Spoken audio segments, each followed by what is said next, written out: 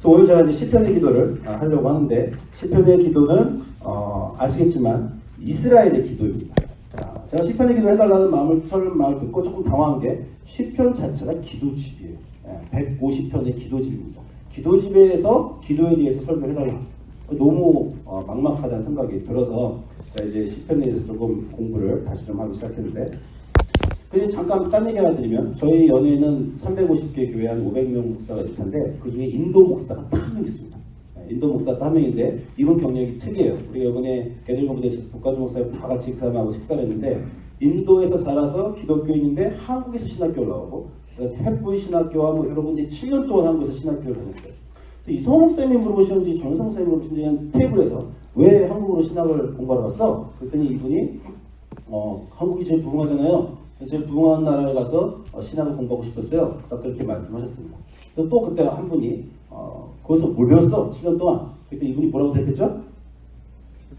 새벽 기도. 그러는 거야, 인도인이. 새벽 기도. 그걸 배웠다라는 겁니다, 한국에서. 여러분들 아시겠지만 한국 교회의 어떤 가장 유니크하고 특징적이고 한국 교회 부흥이 그런 게 새벽 기도죠. 근데 우리 한국 사람은 길게 설명 안 되고 여러분 목사님 다 아시겠지만, 새벽 기도가 왜 이렇게 빨리 정착될 수 있었냐면, 어머님들이 그 전부터 새벽마다 정화수 떠놓고 기도하시기 시작한 그 문화가 이제 하늘에 계신 천지신명께 빌던 기도에서 하나님을 알게 된 어머님들이 하나님에게 빌게 됐죠. 여기 중요한 문제가 하나 있습니다. 대상이 바뀌었는데, 대상이 바뀌면 관계가 바뀌어요. 무슨 말인지 이해하시겠습니까? 이 사람과 내가 관계를 맺었는데, 이 사람이 아니라 저 사람하고 관계 맺으면 이 둘은 인품이 다르고 성격이 다르기 때문에 그 사람에게 내가 영향을 받은 새로운 관계가 나와야 됩니다. 근데 한국 기독교가 이제 거기서 실패했죠. 천지신명께 드리던 제사를 하나님으로 이름만 바꿨지, 천지신명과 하나님의 성격을 구분하지 않았어요. 그래서 기도의 내용이 늘 똑같았죠. 지금도 자녀들의 대학을 위해서 기도하고, 남편의 성공을 위해서 기도하고, 병을 위해서 기도하는 그 모든 기도의 내용들은 천지신명께 드리는 기도가 그대로 하나님의 이름만 바뀌었습니다. 그게 문제가 있는 것이 왜 그러냐 하면, 천지신명께 드리는 기도는 우상에게 드리는 기도입니다. 거기는 신이 없어요. 거기는 하나님이 없고 우상에게 드리는 기도고, 여러분이 이제 마태복음 아시지만 예수님이 가장 기도를 가르치실 때 주의했던 것이, 너희는 이방인들처럼, 우상에 대해서 기도하는 이방인들처럼 기도하지 말고 하늘에 계신 너희 아버지 천국께 기도하는 너희는 이렇게 기도해야 된다라고 이렇게 얘기를 하십니다. 그래서 시편의 기도를 공부하기 전에 먼저 제가 이거에 대해서 여러분하고 좀 이렇게 나누고 싶었습니다. 이방인에게 드리는 기도와 하나님에게 드리는 기도는 어떻게 다른가? 제가 이건 이제 선교집 가면 이방인들을 믿고 있는 사람들인데, 이방신을 그 사람들에게도 같이 나누는 말이다. 자, 일단 빨리 얘기할게요. 이방신들은 없습니다. 그죠? 저는 자신있게 얘기합니다. 뭐 불교를 믿든 그 사람들 거긴 없어요. 아무것도. 그렇죠? 뭐가 있습니까? 사람들의 상상이 있죠. 사람들이 신이 있을 거라고 가정을 했어요. 저 강에는 강 스피릿이, 리버 스피릿이 있고, 저 산에는 산신이 있고, 저기에는 어딘가 신이 있다. 그리고 그 신에 대해서 상상하고 그 신에 대해서 묵상을 해서 그 신에 대해서 생각을 해냈습니다. 왜 그 신이 있다고 생각했어요? 인간은 필요가 있었거든요. 자기가 알고 자기에게 어떤 걱정과 힘듦과 어려움이 있는데, 그 필요를 채워주기 위해서 저곳에는 신이 있다고 본인들이 상정했습니다. 그래서 신을 만든 게 어떻게 보냐면 자기들의 필요에 의해서 만들었습니다. 제가 종교들을 이렇게 보니까 종교에는 세 가지 목적이 있는 것 같아요. 축복과 보호가 있고요. 그 다음에는 구도가 있습니다. 기독교에서는 성화라고 하고요. 그 다음에는 사명이 있습니다. 우리는 왕국과 소명이라고 하는, 선교라고 하는 그런 거죠. 모든 종교는, 좀 하급 종교들은, 원시 종교들이나 포크로럴 종교들은 전부 다 축복에서 머물러 있어요. 우리가 말하는 세계 4대 종교라는 그런 종교들은 두 번째 단계로 넘어갑니다. 구도와 하나님과 신과 가까워짐, 그리고 성화, 이런 것으로 넘어가죠. 그런데 기독교하고 무슬림만 이제 그 다음 단계인 사명으로 넘어갑니다. 종교는 기본적으로 이 세 가지 목표 중에 하나를 추구하는 게 세계 종교들 중에 하나인데, 일단 다른 종교들은 자기들의 필요에 의해서 사람이 신을 상정해서 저기에 그런 신이 있을 거야. 그런 신은 그런 성격을 갖고 있어서 내가 기도하면 이렇게 할 거야 라고 인간이 상상했죠. 우리가 성경에 나오다시피 우리 하나님은 다릅니다. 어떻게 됐습니까? 사람이 하나님 만든 게 아니라 하나님이 사람을 만드셨죠. 하나님이 필요에 의해서 만드신 게 아니라 하나님이 목적에 의해서 사람을 만드셨습니다. 사람이 하나님이 목적에서 만드시는 거와 사람이 필요해서 만들면 아주 다른데, 왜냐하면 사람이 필요해서 신을 만들면요, 그 신의 형상은 그 필요의 형상이 됩니다. 무슨 말이냐면 자기가 가장 원하는 것을 신의 모양에 투여해요. 왜 이스라엘이 시내 산에서 황소를 만들었냐면, 사막을 열려는 이스라엘의 가장 소원은 농경사회에 정착해서 풍요로운 추수를 거두는 것이었어요. 농경사회의 풍요로운 추수를 대변하는 가장 상징적인 게 농경사회의 소고, 풍요를 상징하는 게 금입니다. 그래서 황금소를 만드는 거예요.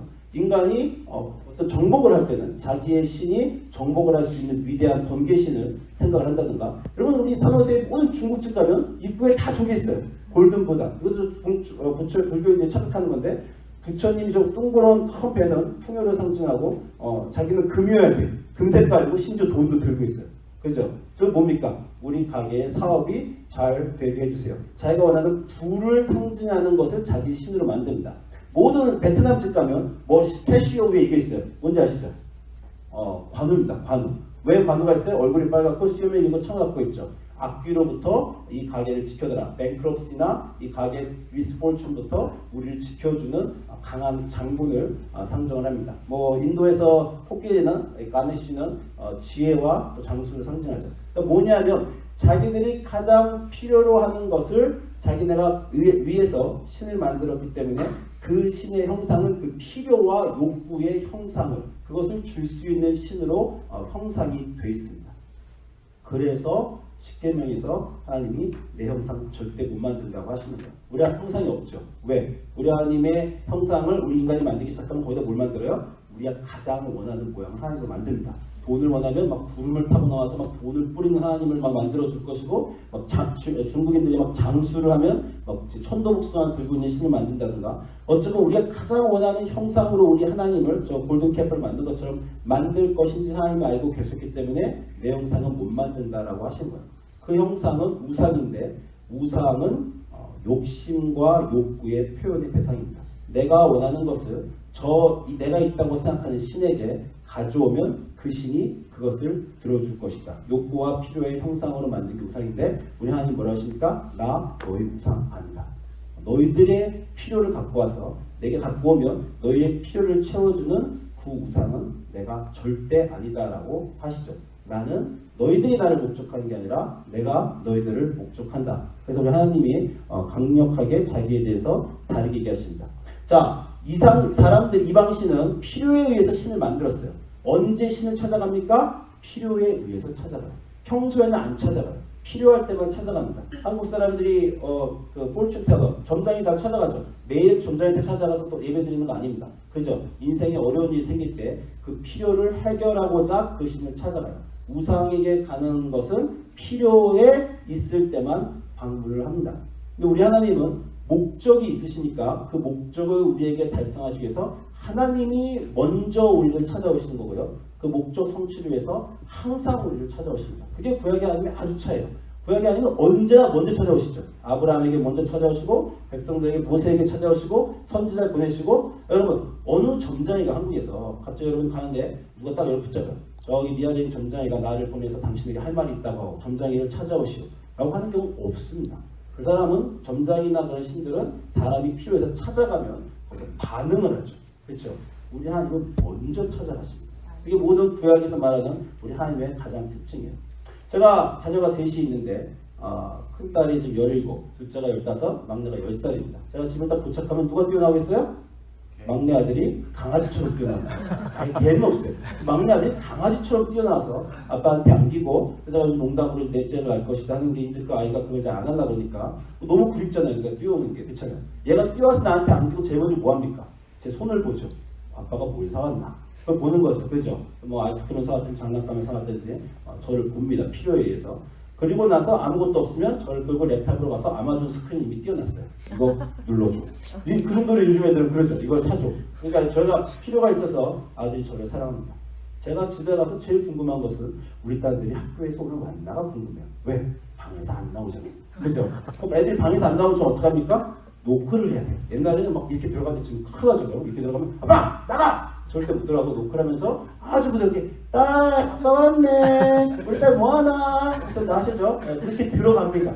그래서 우리 뭐하죠? 우리 딸 뭐하나? 아유 폰 좀 그만하지. 이제 공부를 해야지. 언제부터 게임하는 거예요? 우리 드라마 언제부터 봐요? 그리고 하루에도 몇 번씩 잠겨있는 그 방문을 녹화하고 들어가죠. 왜 그렇습니까? 딸을, 자녀를 올바르게 키워야 된다는 목적이 있어요. 부모는. 목적이 있으면 우리는 계속 찾아갈 수밖에 없습니다. 찾아가면서 체크하죠. 너희 잘 있냐? 너희 지금 엉뚱한 짓 하고 있지는 않냐? 너희 내가 목적하는 바대로 제대로 크고 있냐?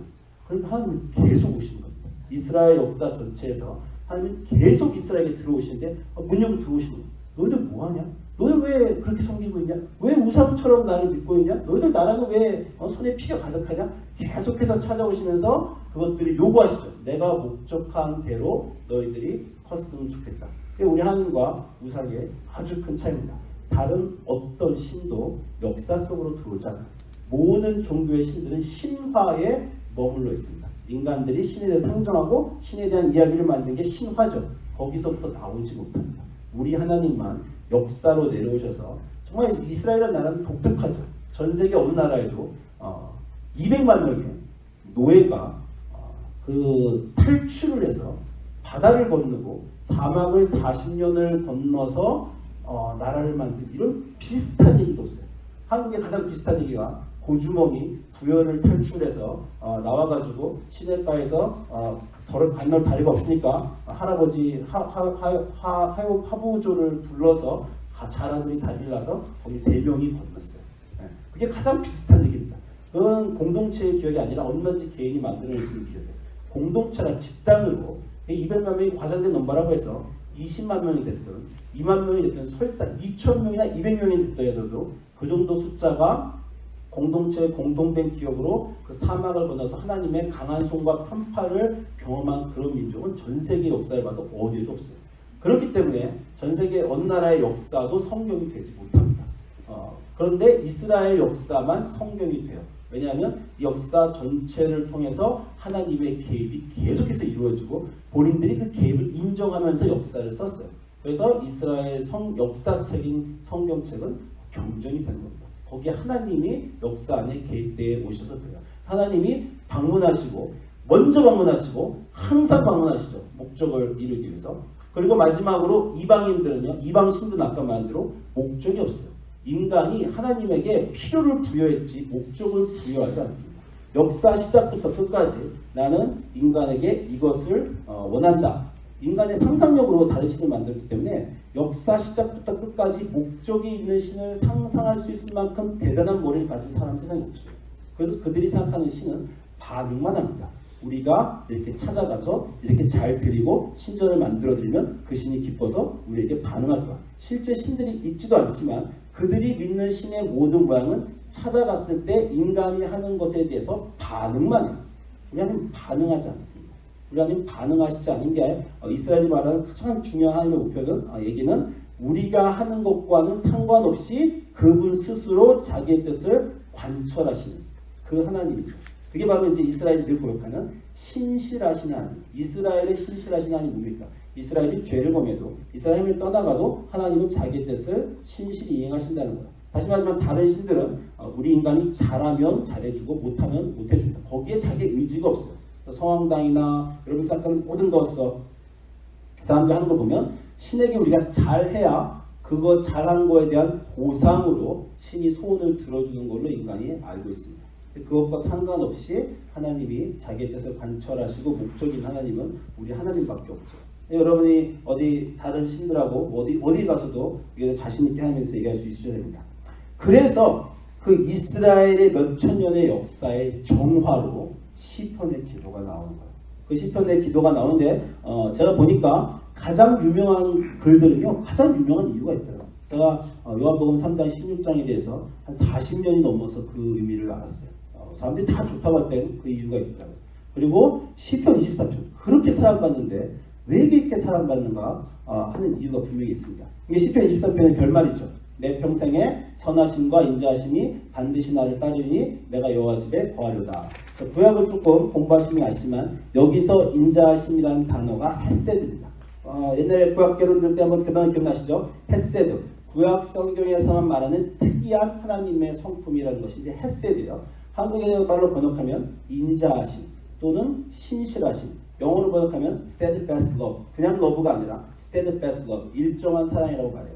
제가 여러 가지 외국 학생들 가르치면서 너희 언어로 봐라. 중국말 중국 사람, 일본어 일본 사람 그 단어, 요 단어 찾아봐라. 요 인자하신 단어 찾아보고 뭐라고 번역하면 좋겠냐. 그랬더니 애들이 grace, mercy, sincerity, faithfulness, love 다 나옵니다.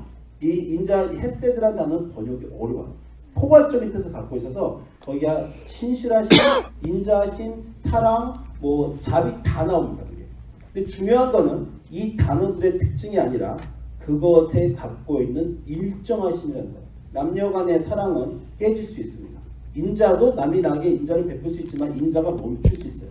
근데 이 헤세드의 특징은 신실하신, 한 번도 변하지 않고 지속적으로 가는 사랑을 얘기하고 있습니다. 이스라엘이 하나님을 고백하는 가장 많은 단어가 헤세드. 우리 하나님은 헤세드시다. 우리 하나님은 헤세드시다. 여러분 그 수도시 많은데요. Give thanks to the Lord, His love endures forever 이런 노래 많이 들어보셨죠? 거기 시편 136편 가면 그의 인자하심이 영원하시다. 그의 인자하심이 영원하시다. 그게 매 절마다 나오죠. 그럼 인자하심입니다. 헤세드라는 게 한국말 번역으로 신실하신 인자하심인데 하나님의 역사를 관통하시는 그 신실하심을 이스라엘이 찬양하는 거예요. 보통 사람들이 그 신들을 찬양할 때 기도를 했더니 선물을 주셨다 찬양할 수 있습니다. 그런데 이스라엘은 그게 아니라 역사 전체를 통해서 높고 낮음, 나쁜 것, 좋은 것 다 합쳐서 그분의 성품인 헤세드를 찬양하고 감사하는 그 기도를 드리는 겁니다. 굉장히 그 성품이 하나님의 성품이 아주 다르죠. 이 시편의 기도를 여러분 보시면요. 여호와나 목자시니 내가 부족함이 없으리로다. 우리는 딱 그 한국 사람은 뭐 생각해요? 푸른 초원위에 이것도 생각합니다. 그림 같은 집을 짓고 그런 상황에서 나오는 기도라고 생각하지만 여러분이 아시겠지만 시편 23편은 내가 사망의 음침한 골짜기를 걸어가면서 나오는 기도고 내 원수가 내 목전 앞에서 입을 벌리고 나를 삼키려고 하는 상황에서 나오는 기도예요. 여러분 많은 다윗의 시를 보면 아비멜렉 앞에서 미친 척하고 도망가면서 하나님께 감사하죠. 그리고 이스라엘 역사에서 나라가 망했는데도 감사하죠.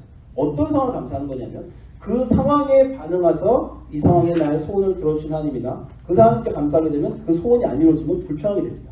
그러나 역사를 관통해서 좋건 나쁘건 내가 사망의 음침한 골짜기를 걷더라도 원수가 내 앞에서 목전에서 입 벌리고 있더라도 내가 미친 채 하면서 적 앞에서 침을 흘리며 도망가고 있더라도 그 하나님은 나를 택하시고 부르시고 목적하신 그 하나님은 그 신실하심을 나에게 거두지 아니하시는 그 하나님이다라는 것이 이스라엘의 역사를 통해서 이스라엘이 배운 겁니다. 그 하나님을 찬양하고 감사를 드리는 거예요. 그래서 인간의 하는 것과 반응하지 않으시고 자기의 신실하심을 유지하신 하나님입니다. 이렇게 말하면 이제 어떤 사람들이 질문해요. 그러면 나라도 멸망하고 이스라엘 잘못하면 벌도 주시고 이스라엘한테 반응하시는데 제가 다시 말씀드리지만 이렇게 물어봅니다. 사람들에게 네 남자친구와 네 남편이 너에게 하는 사랑과 네 아버지가 너에게 하는 사랑은 어떻게 다르냐? 가장 큰 차이는 네가 바람을 피면 남자는 어떻게 반응하겠냐? 이제 저 학생이 내가 바람을 피면 남편이 저를 죽일 것 같아요. 이렇게 말을 하더라고요. 남편과 남자친구의 사랑은 반응하는 사랑이고 exchange, give and take의 사랑입니다. 아버지 사랑은 절대 안 변하죠. 안 변한다는 말이 아버지가 자녀에게 화를 안 낸다는 얘기입니까? 잘못하면 때리고 주고 화내고 소리 지르죠. 이스라엘의 역사에서 잘못하면 하나님이 화내십니다. 그리고 벌도 주십니다. 포로지까지도 보내세요. 뭐가 안 변해요? 아버지 사랑. 절대 아버지는 자녀를 사랑하는 것을 멈추지 않죠. 그 신실하심이 말하는 거예요. 우리 역사에서 포로기로 들어가든 이방인에게 침입을 받건 내 인생이 지금 망가지고 있던 내 하나님은 나를 사랑하신다는 것을 나는 결코 의심하지 않는다. 그것이 이스라엘이 말하는 우리 하나님의 헤세드, 그 하나님의 인자하심을 감사하고 찬양하는 게 이스라엘 찬양시고 기도입니다. 여러분도 아시겠지만 시편 공부해 보시면 시편의 장르가 뭐 찬양시, 기도시, 감사시인데 제일 많은 장르가 뭡니까? 탄식시요. 탄식시는 뭐냐면 하나님이 헤세드를 거두어 가셔서 그 헤세드가 안 느껴진다고 생각할 때 나오는 시들이 탄식시입니다. 다른 종교는요, 다시 말씀드리지만 give and take라 내가 이 신에게 잘하면 이 신이 나에게 잘해주고 내가 이 신에게 못하면 이 신도 나에게 못할 거다라고 생각해요. 근데 이스라엘이 탄식할 때 뭐냐면 당연히 내가 잘못하건 못하건 아버지는 나한테 그러면 안 되죠. 그런 거 있잖아요. 딸이 뭐 잘못했어요. 근데 부모가 사랑 안 해주면 딸이 아버지가 자녀들이 아버지한테 뭐라고 그래도 아버지 나한테 그랬으면 안 되지. 그죠? 애들이 용감해요. 사랑을 클레임합니다. 내가 아무리 그렇게 막 나갔어도 그때 아버지가 나한테 그랬으면 안 되지. 뭡니까? 아버지가 나를 향한 그 사랑과 신실하심은 그때 아버지가 거둬들였으면 안 되지. 라고 하는 게 자녀가 부모에게 말할 수 있는 겁니다. 이스라엘 탄식시는 클레임해요. 어찌 나를 버리셨습니까? 당신이 버리시면 안 되지. 내가 죄를 지었다 한들 하나님이 내가 내가 다윗의 시도 그렇죠. 내가 주 앞에 범죄였다 한들 하나님이 저한테 그러시면 안 되죠. 탄식시의 정황은 내가 가장 유명한 탄식시가 수도 많지 않은데 어찌 나를 버리셨습니까? 어찌 나를 멀리 돕지 아니하시며 내 쉬는 소리를 듣지 아니하십니까? 엘리 엘리 라마 사박다니 어떻게 거기서 나한테 그러십니까? 내가 밤에도 낮에도 부르시는데 왜 나한테 당연히 응답하셔야 될 하나님이 응답하지 않고 계십니까? 라고 헤세디의 부재에 대해서 이스라엘이 클레임하는 게 탄식시입니다. 또 무슨 여러분이 물으면 탄식시의 특별한 정황이 있죠. 무슨 정황이 있냐면 이 시편학자들이 공부하면서 아주 의문했던 것인데 탄식시가 어느 순간에 기쁨으로 확 변한다는 거예요. 자, 누가 이거에 대해서 공부했습니까? 헤르만 근켈이 편집 비평을 얘기하면서 탄식시의 정황이라는 것을 이제 얘기했죠. 뭐냐면 갑자기 시편 1편부터 21편까지 우리 난 죽겠다. 하나님이 내게 없다. 뭐 내가 물같이 쏟아졌으며 춘동처럼 녹았으며 바산의 큰 소들이 나를 둘렀으며 사자의 입에서 나를 구원하시고 들소풀에서 나를 구원하소서 하다가 갑자기 가면 내가 주의 이름을 형제에게 선포하고 회중 가운데서 주를 찬양하리로다. 이게 이제 탄식시의 특별한 정황입니다. 막 고통을 호소하다가 어느 순간 갑자기 고통이 한순간에 찬양으로 바뀐다는 거죠. 여러분 다 MDB에서 그 개론 들으셨으면 이게 대해서 아주 수도 없이 많은 학자들이 얘기했을 겁니다. 이 탄식시의 정황에 대해서 학자들이 어떤 걸 생각해냈냐면 예배에서 구원이 선포가 되었다. 공동체가 와서 기도를 막 하는 중에 탄식을 했더니 제사장이 이제 하나님이 여러분의 기도를 들으셨습니다. 이제 여러분의 구원이 선포됐습니다.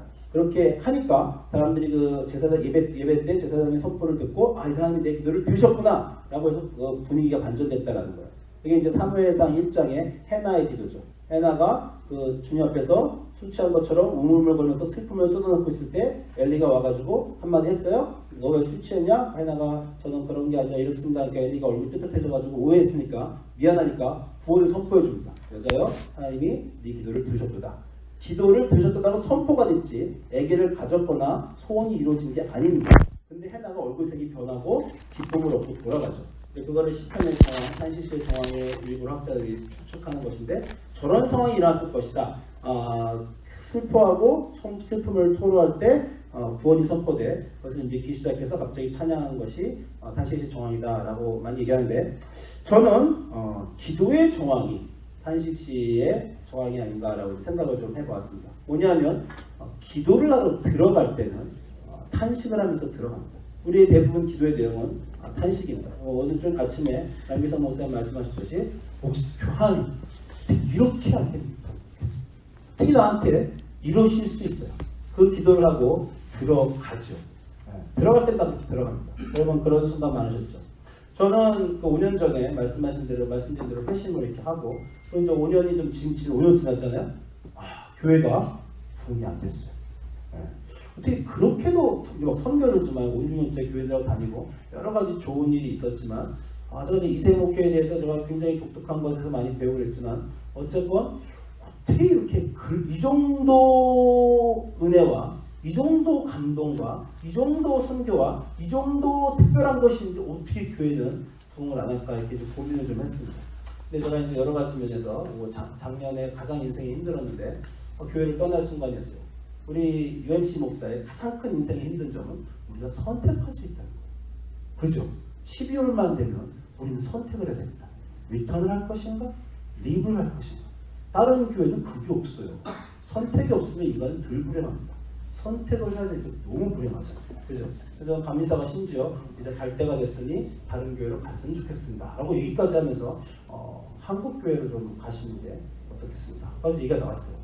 뭐 선배 목사님대로 목사 이제 당신 나이는 40대 후반이 이제는 한번 한국 교회를 좀 가지 않겠는가 이런 얘기도 나오고 여러 가지 이제 그 제 교회 한계에 부딪히면서 그러면 이제 떠나자. 이제는 갈 때가 됐나 보다. 주인이 부르시나 보다. 여러 가지 정황상 그렇게 이제 떠나기로 했는데 여러분이 다 목사님들이니까 아시겠지만 뭔가 하려고 그럴 때 여기를 누가 땡겨.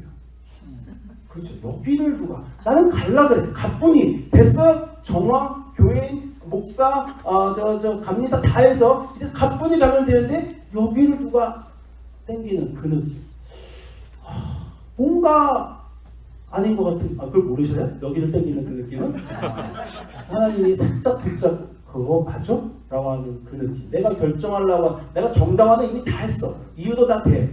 근데 뭔가 땡기는, 그 느낌이 있습니다. 예수님이 겟세마니에서 그 느낌이 있었거든요. 예수님이 겟세마니의 기도를 돌아가 보시면 다 아시겠지만, 너무 고민하고 슬펐어요. 십자가를 처음에 사역 시작할 때부터 질 줄로 당연히 알고 계신 그 예수님인데 십자가를 지고 체포되시던 밤에 본인이 그렇게 제자들이 창피하지도 않나? 야, 내가 고민하고 슬퍼해 마음이 죽게 되었다. 내가 지금 너무 힘들다. 너희가 나와 함께 기도해라 그러고 겟세마니에 올라가서 기도하러 올라가셨어요. 탄식시의 정황입니다. 내가 지금 너무 힘들고 하나님이 나를 여기까지 몰아가시는 것에 대해서 내가 당황하신 거예요. 그래서 뭐라고 기도하십니까? 얼굴 땅에 대고 기도해서 이 잔을 내게서 지나가게 하옵시고 나의 원대로 하옵시고 아버지 원대로 하옵소서. 우리 목사님들 기도하실 때마다 가장 힘든 것이 응답이 없으신 하나님이세요. 그죠? 그 결정의 순간에 인생의 그 중요한 결정의 순간에 내가 그렇게 기도하면 응답을 딱 주시면 좋겠는데 응답을 안 주시고 특별히 평소에는 잘 말을 하시다가 중요한 결정의 순간 입을 딱 닫으시고 침묵하시는 하나님. 그런 말씀을 드리죠. 거기선 네가 결정해봐라. 그러면 내가 살아온 인생의 모든 경험과 모든 실패와 모든 좌절과 모든 것들을 다 거기다 쏟아 부어서 하나의 결정을 만들어내야 됩니다. 주님 나는 거기서 이렇게 하기로 결단했습니다. 결단할 때까지 한마디도 안 하시죠. 그죠? 예수님이 그 순간에 왔어요. 그래가지고 마음이 고민하고 죽게 돼서 기도를 하러 올라가시면 뭐라 그러냐면 이 잔을 내게서 지나가게 만일 할 만하시거든 이 잔을 내게서 지나가게 마옵소서. 근데 예수님 정도 레벨 되니까 이 뒷마디를 부시셨어요. 그러나 나의 원대로 마옵시고 아버지의 원대로 없어서. 우리도 늘 그 기도하죠. 주님 저는 그 교회가 가고 싶어. 저는 이 교회를 떠나고 싶어. 거기까지 갔다가 우리도 꼭 그걸로 끝내요. 우리 양심이 있으니까. 그러나 하나님의 선하신 뜻이 이루어질 줄로 믿습니다. 거기가 너무 어렵죠. 그 전에 그 뜻이 안 보이고 그 뜻을 말씀을 안 주십니다. 그래서 기도를 저도 지난 한 10월, 11월, 12월 정말 미치게 기도했는데 응답이 안 오시더라고요. 기도를 하고 어떤 일이 벌어졌냐면 여러분 이제 많이 요새 하나 모르시는 게 기도를 3번을 하셨어요. 기도를 하고 내려갔더니 어떤 일이 있었냐면 제자들이 자고 있었어요. 제자들이 자고 있는 거 보고 예수님 뭐라 그러니까 너희가 시험에 들지 않게 깨어 기도하다가 마음에는 원이로되 육신이 약하도다. 저는 여기서 예수님이 하나님의 응답을 들었다고 생각합니다. 내가 이 잔을 받지 않고도 이 사람들을 잘 제자를 만들어서 이 운동을 이어가서 하나님의 나라를 계속할 수 있지 않겠습니까? 내가 죽지 않고도 인간의 구원의 사역이 많은 가르침과 기적과 사역으로 일어날 수 있지 않겠습니까? 라는 질문을 가지고 갔는데 내려가 봤더니 제자들이 자고 있는 거예요. 그래서 이 말은 인간에게 하시는 말씀이죠. 하나님이 인간을 만드신 순간부터 지금까지 인간에게 하신 하나님 말씀이죠. 마음은 있는데 육신이 약한 하나님을 섬기고자 하는 마음은 있는데 생활은 늘 배반하는 인생은 따라가지 못하는 제자들의 그 모습을 보셨죠. 그래서 결정하셨다고 저는 생각합니다. 내가 잔을 지지 않고는 내가 십자가에 지지 않고는 인간들의 노력으로 인해서 구원은 결코 볼 수 없구나 라는 것을 상황 속에서 응답으로 봤죠. 여러분도 아시겠지만 새벽 기도에 무릎 꿇고 앉아서 아무리 결정하려고 기도해도 안 들립니다. 그리고 그때 들리는 대답은요 거의 거짓말이에요. 자기 마음이 만들어낸 겁니다. 이미 자기 마음이 선택의 순간에 이미 50이라고 49로 나눠져 있든지 40하고 60으로 나눠져 있어요. 그럼 모든 응답은 다 60으로 가게 되어 있는 겁니다. 그죠? 그걸 아니까 또 힘들어요. 우리도. 그게 힘든 순간인데 그래서 하루 종일 몇 달 동안 듣죠. 아침에 손을 뜯어 기도하고 하루 종일 이 사람들하고 만나서 얘기하고 저 사람들하고 만나서 얘기하고 하나님 나한테 어떻게 말씀하시나 고민하죠. 그 말씀을 들은 예수님의 기도가 달라집니다. 다시 보세요. 첫 번째 기도 이겁니다. 내 아버지여 만일 할만하시거든 이 잔을 내게서 지나가게 마옵소서. 그러나 나의 원대로 마옵시고 아버지 원대로 하옵소서. 비슷한데 되게 다릅니다. 만일 내가 마시지 않고는 이 잔이 내게서 지나갈 수 없거든 아버지의 원대로 되기를 원하나이다. 아까는 뭐라 했어요? 내 원이 있고 내가 아버지 할만하시거든 이 잔을 지나가게 하옵소서까지 시작했어요. 거기서 시작했다가 이제 더 이상 내가 그 잔을 안 마신다는 가능성을 이제 배제하십니다. 내가 마시지 않고는 지나갈 수 없으니 이제 아버지의 뜻대로 되기를 한 걸음 더 나아가셨어요. 그리고 기도 또 가셨어요. 세 번째 가십니다. 세 번째 기도를 또 하셨어요. 그리고 내려와서 자는 제자들 보고 더 이상 제자들에게 희망도 걸지 않습니다. 불평도 하지 않아요. 비난도 하지 않습니다. 그냥 자고 쉬어라. 너희들의 구원에 대해서 아무것도 할 수 없다는 거 내가 잘 알고 있다. 그냥 거기 있어라. 내가 다 한다. 그리고 나서 하는 말씀이 거죠. 일어나라. 함께 가자. 어디 가는 겁니까? 제포대로 십자가에 못 가. 좀 울었어요. 기도라는 건 저런 거구나. 시작할 때는 탄식과 소원을 가지고 가요. 인간은 항상 기도 시작할 때는 역사가 시작한 이후로 그렇게 가는 겁니다. 그런데 거기 가서 나의 소원과 나의 탄식을 가지고 가서 하나님과 씨름하다가 한 번, 두 번, 세 번 지나가면서 내 기도가 하나님의 소원으로 바뀌어가는 그 기도.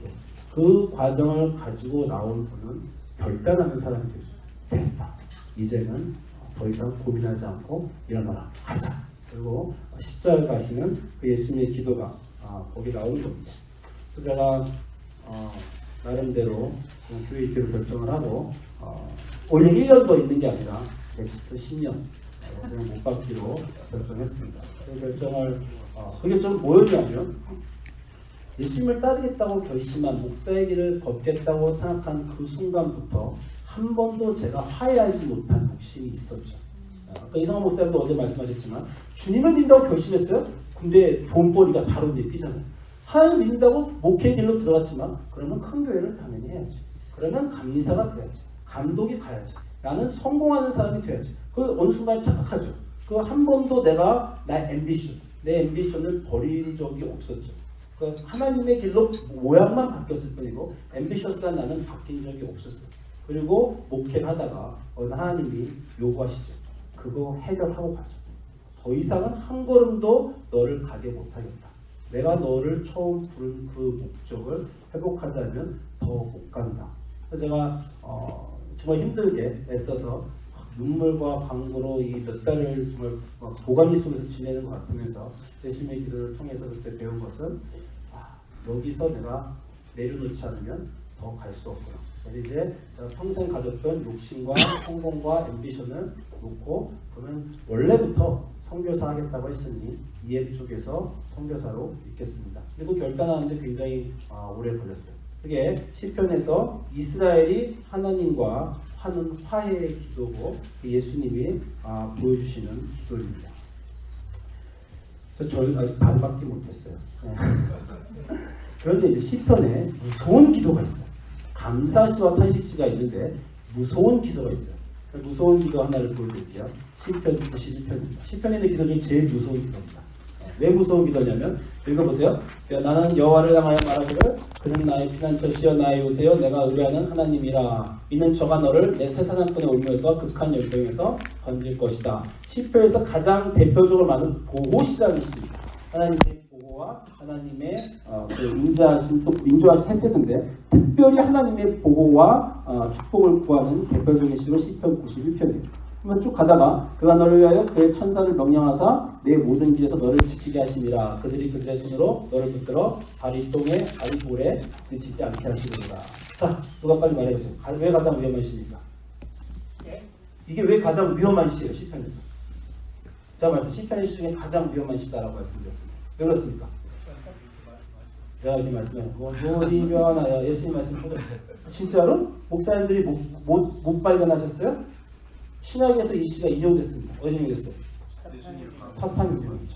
사탄이 예수님한테 인용합니다. 내가 만약 하나님의 아들이거든 기록되었을 때 시편 91편에 있는 것이 되었을 때 그가 너를 위하여 그의 사자들을 명하시니 그들이 손으로 너를 받들어 발이 돌에 부딪히지 않게 하시로다. 여러분 다 아시겠지만 사탄이 시험을 하면 예수님이 말씀의 힘으로 이기셨다. 우리 그렇게 알고 있습니다. 저 돌이 떡덩이가 되게 하라. 예수님이 구약 신명기의 말씀을 인용해서 사람이 떡으로만 살 것이 아니요 하나님 모든 말씀으로 살 것이다. 그 마지막 사탄이 한 것도 내게 전하는 모든 것을 줄 것이다. 그것도 하나님이 예수님이 말씀을 통해서 사탄과 싸우신 걸로 우리가 다 알고 있습니다. 그런데 예수님만 말씀을 갖고 싸우시는 게 아니에요. 사탄도 말씀을 씁니다. 사탄이 구약 시편 92편의 말씀을 가지고 예수님을 유혹을 했습니다. 성경 전체에서 사탄 3번 등장합니다. 여러 번 등장하는 3번 제대로 등장하죠. 언제 등장합니까? 이브에게 한번 등장하죠. 이브에게는 등장하고 그리고 욥기에서 한번 등장하고 그리고 예수님한테 등장합니다. 사탄이 3번 정도 등장하는데 다 똑같은 모양으로 등장합니다. 뭐냐면 하나님의 헷세들을 의심하라. 이것이 사탄의 유혹입니다. 이브에게 뭐라 그래요? 하나님이 정말 너에게 헷세들을 보이시느냐? 그렇지 않지. 너희가 보상하고 너희가 스스로 열심히 해서 챙겨야 돼. 너희가 저 과일을 먹음으로 하나님이 주시지 않는 것을 너희가 받아야 된다. 헷세들을 의심하게 하는 기도가 사탄이 거기서 하는 기도고 예수님한테 하는 기도도 하나님의 헷세들을 한번 테스트해보라는 거야. 네가 저기서 뛰어내려서 그 신실하심이 여전한지 신실하심이 너에게 여전히 향하고 있는지 너를 받드는지 봐라. 헷세들을 의심하라고 하는 기도입니다. 사탄이 2번 나타나서 성경에서 이 사람한테 하나님의 헷세들을 의심하라고 했고요. 3번째 아까 말한 욥기는요. 하나님한테 사람이 당신의 헷세들을 계속해서 믿고 있는지 저는 의심이 됩니다라고 이번에 하나님한테 그렇게 말해요. 아시겠지만 욥기에서 뭐라 그럽니까? 내 종 욥을 봐라. 저처럼 의인이 없다. 사탄의 말이 뭐예요? 그가 괜히 하나님께 의인이겠습니까? 하나님이 보상해 주시니까 의인이지 보상이 없는 순간 더 이상 욥은 하나님을 안 믿고 따를 것입니다. 사탄이 하나님께 클레임하는 건 그거죠. 야, 내 종들을 봐라. 그들이 얼마나 신실하고 거룩하냐. 사탄에게는 그 사람들 하나님을 거룩하지도 않고 의롭지도 않습니다. 보상에 반응하는 사람들일 뿐이에요. 그게 하나님 헷세드에 제대로 인정하지 않는 그 사람들을 얘기하는 게 사탄이 이제 하는 시험입니다.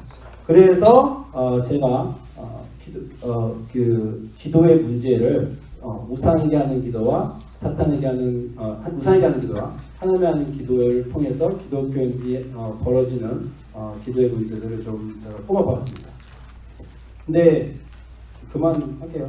사실 지금부터 하이라이트인데 말씀드린 저를 부흥에 추천해 주시면 이때부터 얼마나 좀 할 게 많죠. 이게 다 어떻게 가야 되는지 정말 기도에 막 주옥 같은 내용들이 있어요. 한국 교회 목사님들이 뭐 제목만 볼게요. 한국 교회 목사님들 어떻게 했냐. 기도를 평소에 잘 안 한다. 이거 보통 기독교인들이 대한 목사님한테 하는 거죠. 신앙상 어떠세요? 목사님 죄송해요. 저는 필요할 때만 하나님 찾는 것 같아요. 그때 우리가 어떻게 말해야 되는지 제가 분명히 말씀드릴 수 있고 이건 2번은 좀 2세들에게 속한 교회. 한국 교회들은 좀 이렇지 않아요. 2세들 교회 안 하는 기도 안 하는 핑계 이렇게 돼요.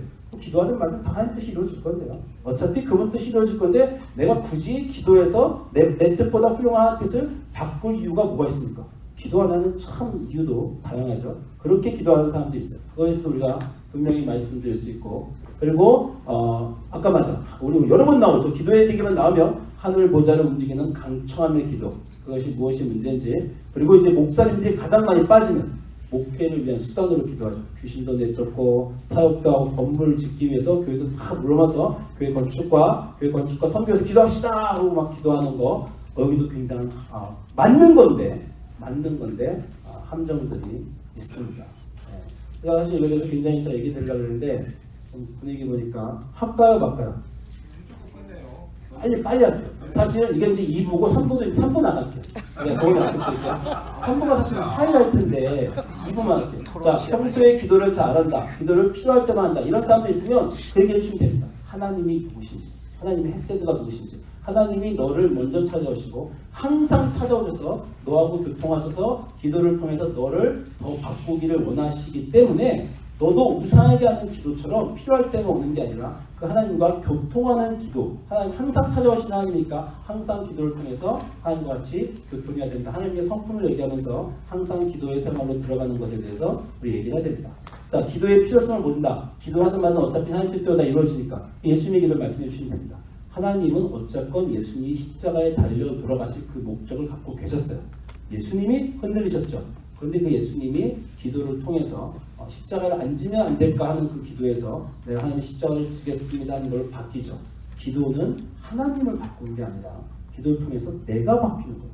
하나님 어차피 하나님도 이루어질 때 제가 왜 기도해요? 어차피 하나님들이 이루어지겠지만 그 뜻에 동참하고 동의하고 그 뜻에 이루는 도구가 되기 위해서 당신은 기도하셔야 됩니다. 하나님의 가치를 위해서 우리가 기도를 해야 됩니다. 그 다음에 나의 소원을 움직이는 강청함의 기도. 이게 가장 기독교인들이 하는 실수인데 이 구절 때문에 그래요. 누가복음 11장에 이 대표적인 기도죠. 과부가 와서 악한 사람에게 와서 강청함으로 밤에 찾아와서 하는 기도. 친구가 찾아왔으니 가서 의롭진 않아도 강청함으로 줄 거다.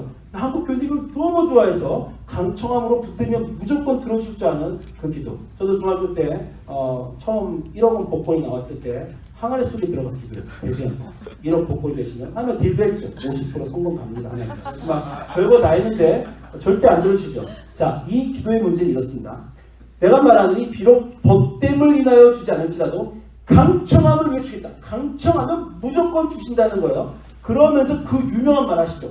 구하라. 그러면 주실 것이요. 찾으라. 찾을 것이요. 문을 두드리라. 그럼 열릴 것이다. 얼마나 많은 사람들이 산기도 가서 나무꾼에 붙잡고 이걸 의지하고 기도하죠. 구하면 주신다고 하지 않았습니까? 성경 말씀에 의지해 기도합니다.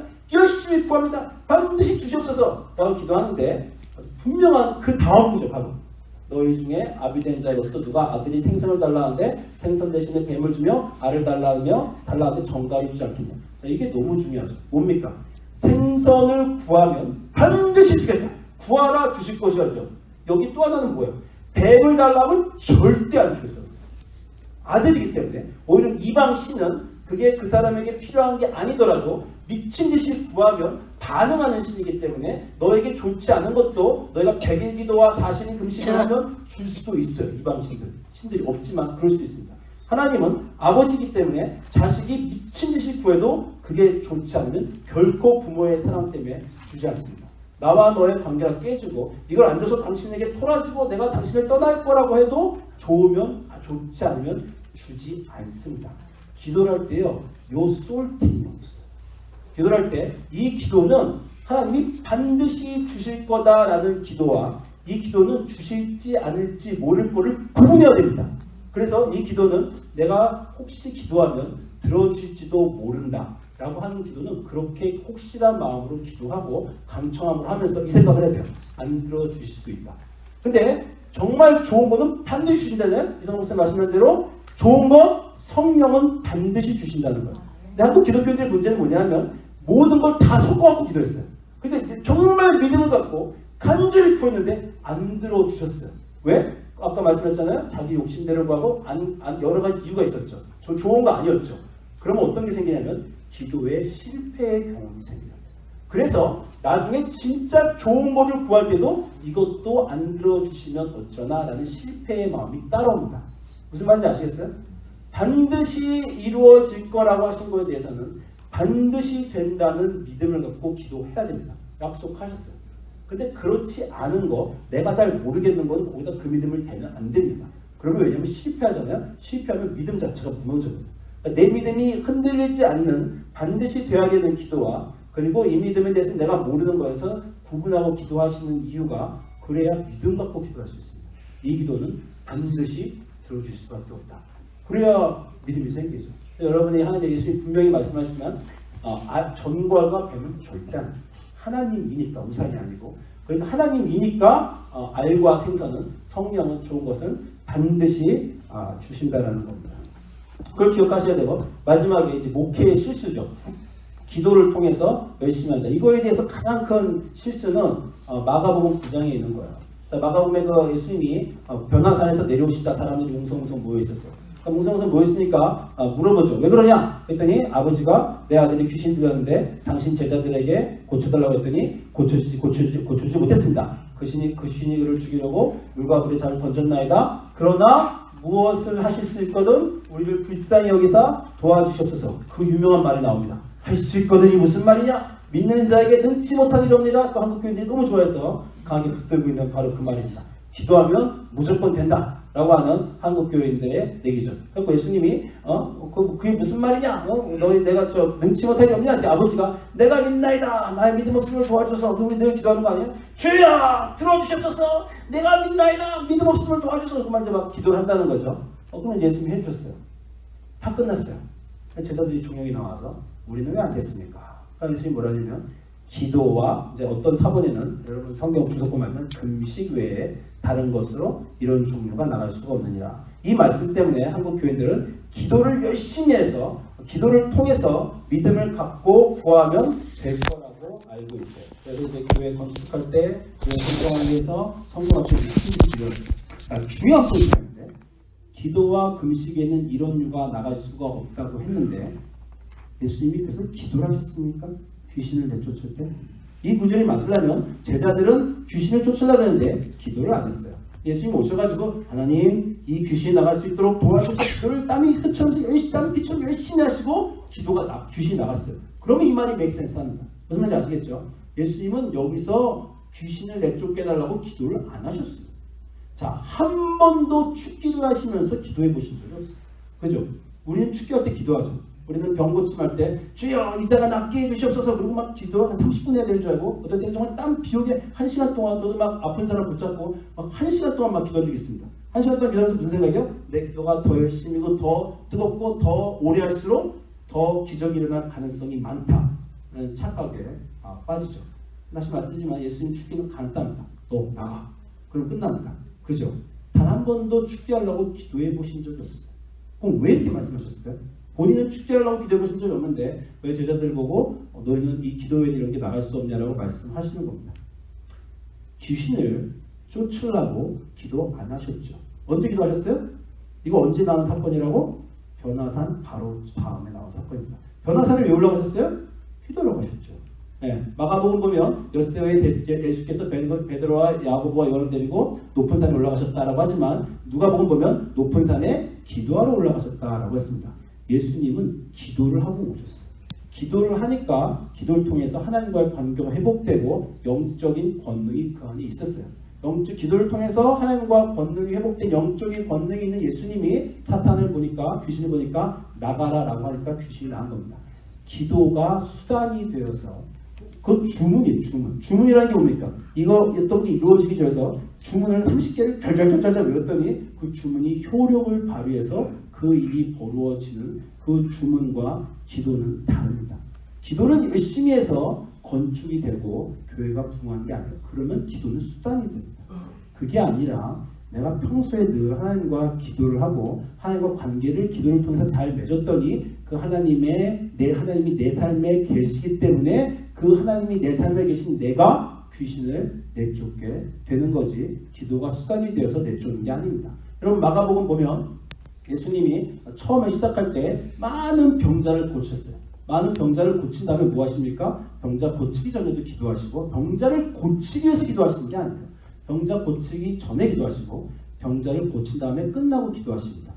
다시 말씀드리지만 우리가 저는 그 약간 좀 불안한 목사님지만 우리 교회 건축을 위해서 기도합시다. 그 건축이 하나님이 원하시는 게 아니면 어떡합니까?